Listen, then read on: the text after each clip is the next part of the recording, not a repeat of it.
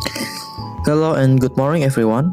In this presentation, I will explain about chapter 4, which I will discuss about international structure and strategy in multinational companies. We're gonna use MNCs as our example. This chapter is important because it explains how companies expand internationally and how they organize their operation across the countries and how strategy connects with structure. It also shows how these decisions influence international human resources management, which is very important for the company or the product that we will discuss about.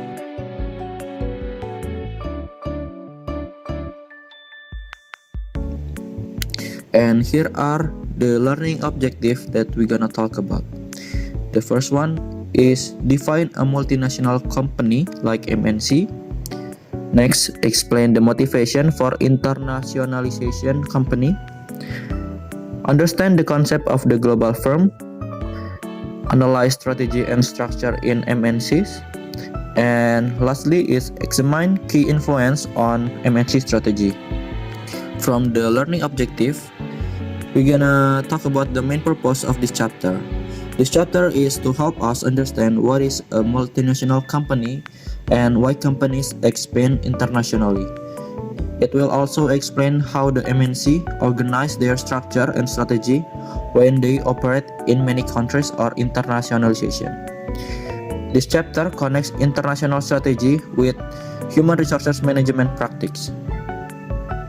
So, what is a multinational company like MNC? I'm gonna give you explanation and definition about multinational company. The point is a company who operating in more than one country, has headquarters or home country, has subsidiaries or host countries, control and coordinate activities across borders or across countries. A multinational company is a company that operates in more than one country. It usually has a headquarters in its home country and subsidiaries in other countries. The headquarters often controls important decisions, while subsidiaries operate in host countries. MNC must manage employees' production and strategy across different national systems. And also, a multinational company is a firm that operates in more than one country and controls value-adding activities in those countries. Like example, if you see the McDonald's in America and Indonesia, they are different because usually the McDonald's in America don't sell any chicken but focus on burgers. But in Indonesia, they are adding more activities and control value about what we gonna eat and also the market value. So they sell like chicken and also rice in McDonald's Indonesia. And there are different types of international firms. The first one is domestic firm. They operate in only one country. Next is international firm. They export but they have limited foreign control. Next is multinational firm. They are strong foreign subsidiaries. And lastly, there is transnational firm. They are integrated with global network. So, we know that not all international firms are the same. A domestic firm operates only in one country. An international firm may export products but has limited control abroad. A multinational firm owns subsidiaries in other countries.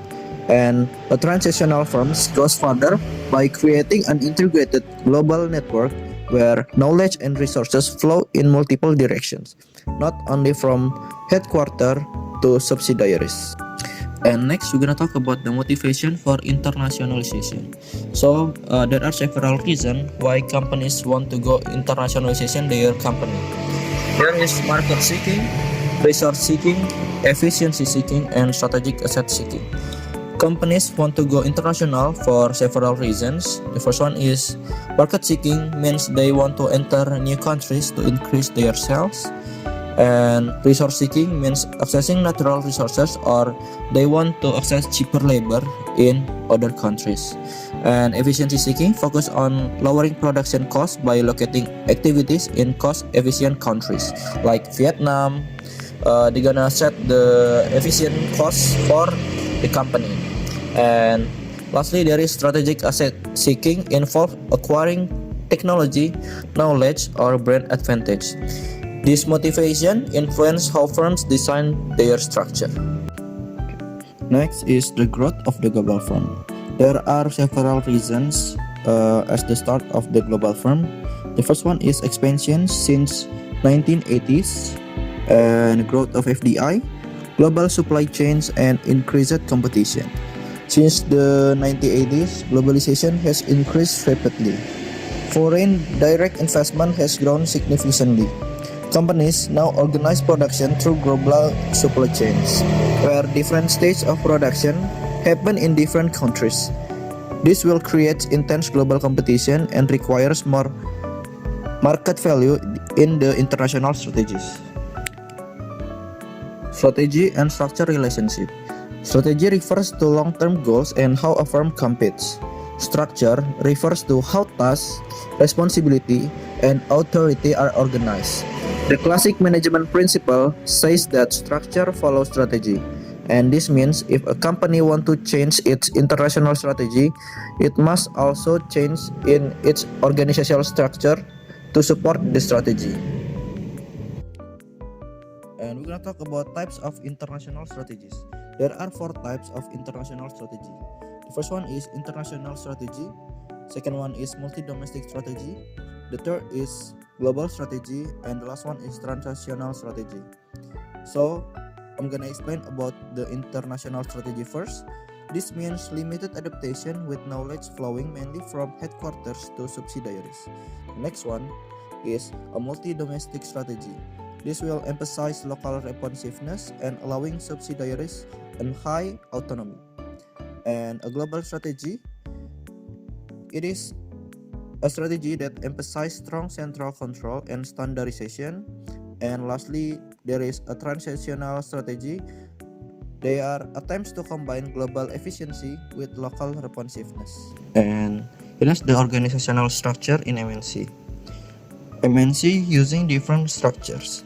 An international division structure separates international operation from the domestic one. A global product structure organized around product lines worldwide. A geographic structure organized by a region. So a metric structure combines 2 dimensions such as product and geography. I'm gonna explain about the metric structure. In this metric structure, the managers will be reporting to 2 superiors. For example, he will report to a product manager and a country manager. This structure will be allowing flexibility and better knowledge sharing. But however, it may create conflict and unclear authority because employees have dual reporting lines. So there can be a conflict between the product manager and also the country manager. And there are also implications for international human resources management. And in the international strategy will be strongly affects the human resources management. Firms must manage talent across countries, and they must decide whether the HR practice should be standardized globally or adapted locally. HR managers must manage cultural diversity and ensure coordination across subsidiaries. And here are the major challenges: the integration versus differentiation. The main challenge for the MNC is balancing integration and differentiation. Integration focus on efficiency and control, and differentiation focus on adapting to local market. This tension is continuous and requires strategic balancing. Conclusion. In conclusion, multinational companies are central actors in globalization. Their international strategy determines their structure. Despite globalization, national systems still influence company behavior.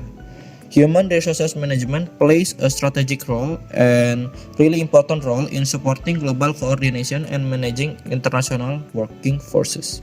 So that's it for my presentation. If you have any question, you can give me question, and thank you so much and have a great day.